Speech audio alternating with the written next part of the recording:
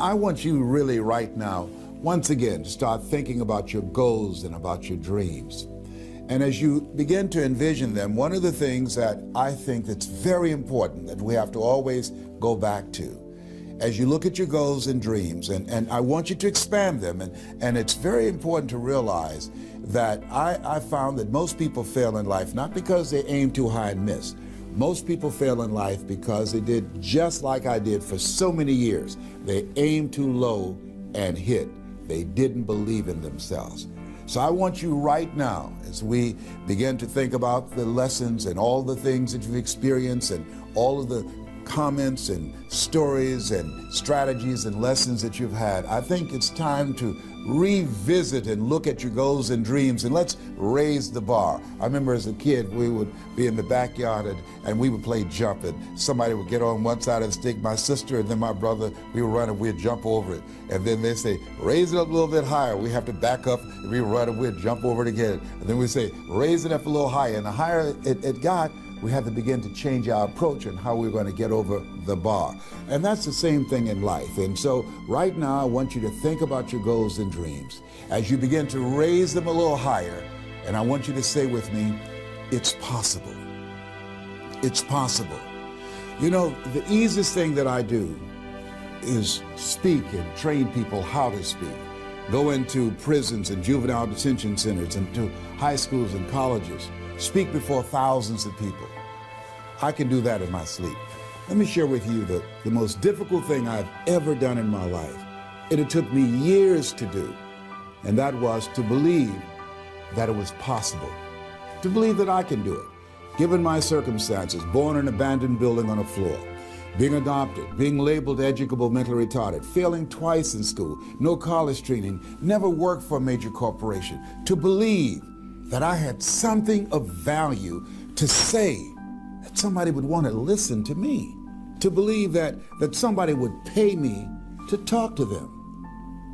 Have you ever thought about something you wanted to do and you talk yourself out of it? I remember going to see Zig Ziglar, who I consider the #1 motivational speaker on the planet, and Dr. Norman Vincent Peale when he was alive, and Robert Schuller.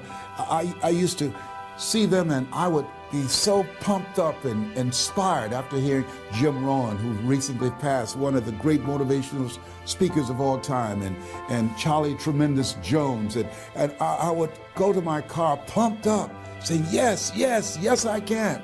And then after a while, my mental conditioning would kick in.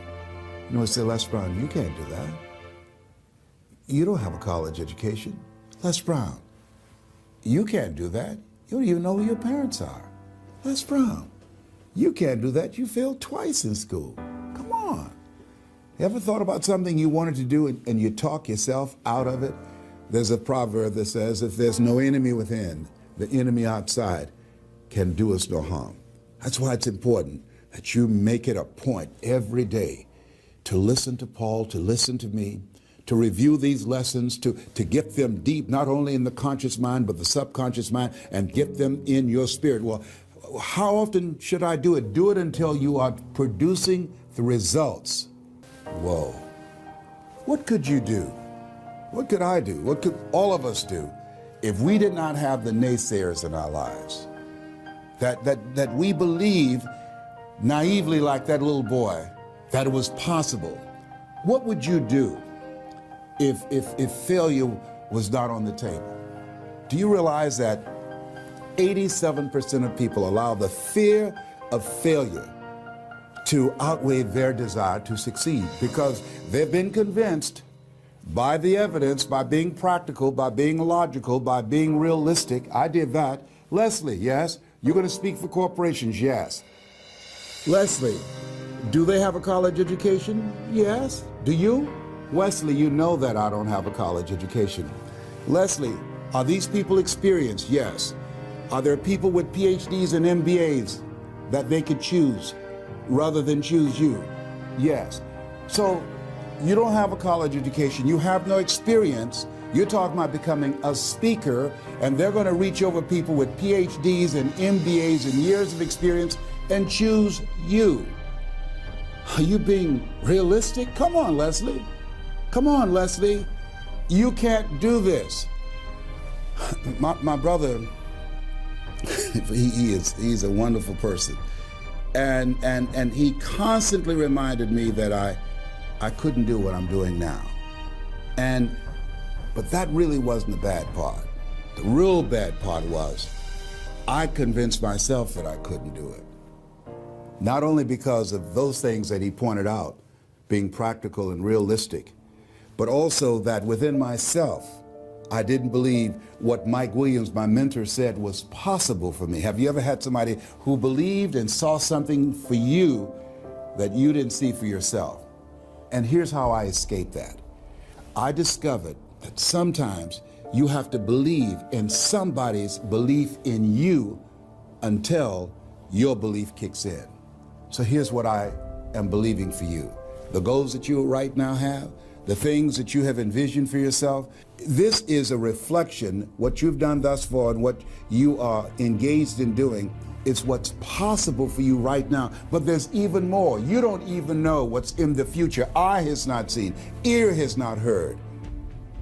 If you believe in yourself, if you constantly remind yourself after every defeat, after every setback, every time you get knocked down, I've got a saying, if life knocks you down, try and land on your back, because if you can look up, you can get up. See, a lot of people, because of failure, they stop believing. Let me share something with you. You will fail your way to success. Yes, 8 out of 10 millionaires have been financially bankrupt. You will fail your way to success.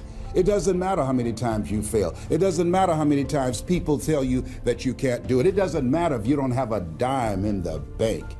You will fail your way to success. What's very important is you're believing in yourself. You're constantly saying, somehow, some way, I'm going to make it.